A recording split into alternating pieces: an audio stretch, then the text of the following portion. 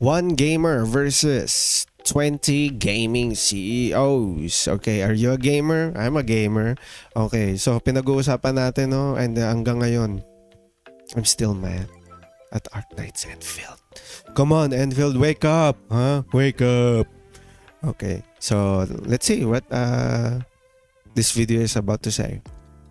Look, gaming industry layoffs are a sad but inevitable reality of this business. Okay, for the sake of argument, let's say that's true. I mean, it's kind of true, though.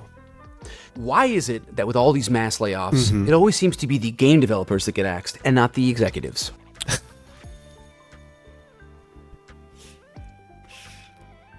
And now that's facts, no? Why? No? Bro is asking the right questions. Okay? So why nga ba, no? Why are the game developers, no, are always getting axed? Not the ones who made the bad decisions. At Arknights and titigil na.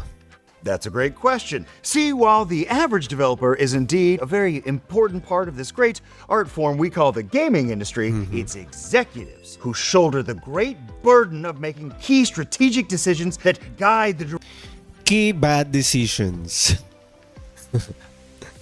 direction of the company. You get rid of us and what do you have left? Huh? A lot of highly I mean, why not?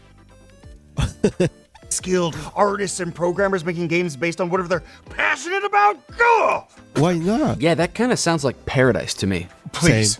Unrealized revenue of that magnitude is nothing to joke about.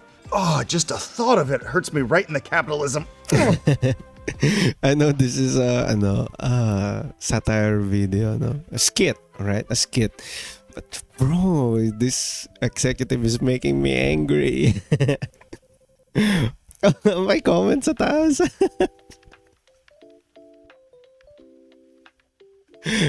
That CEO's actor is so good. I physically felt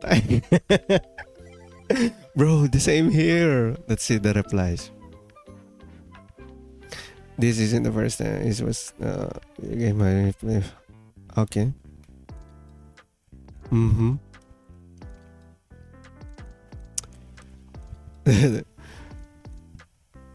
And the rich guy laughed too. Like, ha, ha, ha, ha, ha. Sana nung pinanganak na lang ako, ganun tumawa yung mga pamilya ko. Okay, let's go!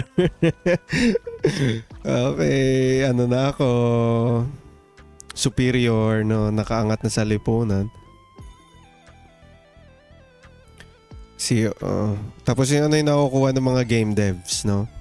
Pizza, no? Parang sa work lang yan, mga kapatid, eh, no?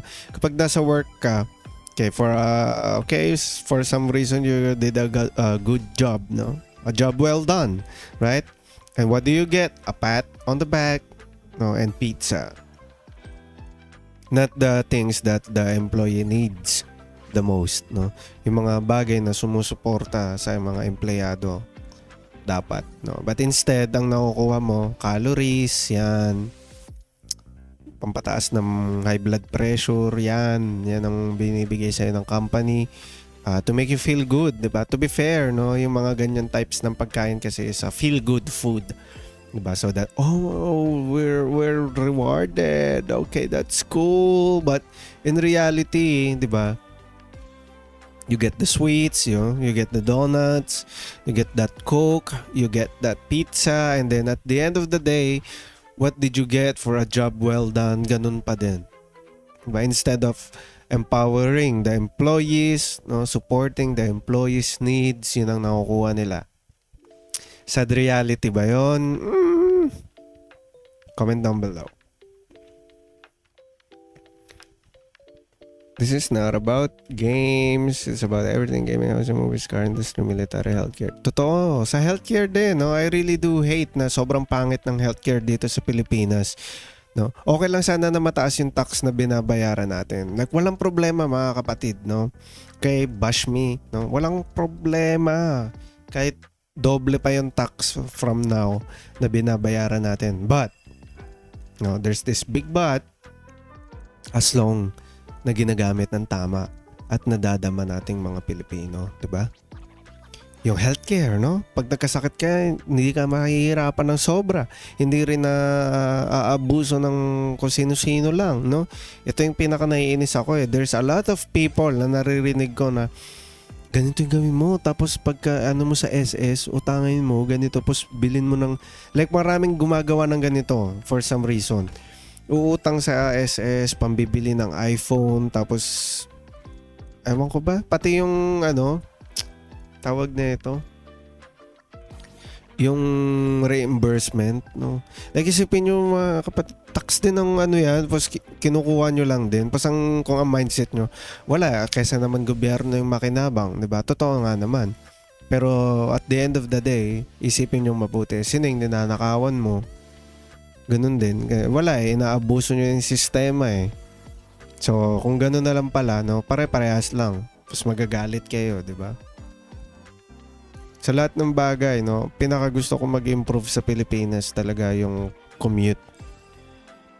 Gusto ko dumating yung panahon na hindi na kailangan ng kotse ng mga tao sa Pilipinas, no. Ang magiging mga nagkakaroon na lang ng kotse is for luxury na lang talaga, hindi needs, no. Yun yung mahirap sa Pilipinas eh, needs ang kotse, hindi luxury, no. Isipin niyo yan mga kapatid, di ba? How absurd is that? No, nung unang panahon, no, iniisip niyo yung mga kotse, luxury. But right now, it's a need. Diba? Kung nagtatrabaho ka sa kang mamamayan, Pilipinong nagtatrabaho na marangal, wala kang kotse, wala kang motor, no, kulang ang needs mo. That's the sad reality here sa Pilipinas. Okay. Tapos isipin nyo, di ba? Healthcare. Yeah, maraming kailangang i-improve sa Pilipinas. Healthcare. Yan. Di ba? And yung trabaho. No? Kailangan ma-promote na maraming magtatrabaho. Hindi yung ano lang. Ay, nako. Nagagalit lang tayo eh, di ba? Okay. CEOs. We are the one responsible for running the ship, but when it starts to sink because of our decisions, we make sure to put the burden of blame firmly on everyone else. Ano na? Arknights Enfield, ha? Ano na? I bet the next thing you'll tell me is that the cow should run the farm, huh? Cool. So you admit that you're in charge, right? Yep. Everything happens based on your say-so. The buck ends with you, so to speak. You bet. So then why is it when a gaming company hits the state of financial instability that layoffs are deemed necessary? Are you the person singularly responsible for guiding the ship, not the first person thrown out the f***ing door? Well, Thank you for beeping that out. well, you see, there's a lot more complexity to it than just that, and you have to understand, there's no easy solution. Really? Because when Step down, bro. Step down. Nintendo was struggling in the mid-2010s with the failure of the Wii U, Satoru Iwata not only personally cut his pay by 50%, but he also got other Nintendo executives to accept a pay cut so they wouldn't have to do any mass layoffs. What? Well, And he did so because he knew that laying off employees would destroy morale, saying, quote, "I sincerely doubt that employees who fear they may be laid off will be able to develop software titles that could impress people around the world." And not only did this move allow them to avoid layoffs, but it also led to Nintendo's most profitable era ever. So how is it that he was able to come up with such a simple and effective solution where you all are completely stumped? well, if he's so smart, then how come he's dead now, huh? Ha! Bazinga! Got him! The real answer is that, unlike him, you aren't a game developer.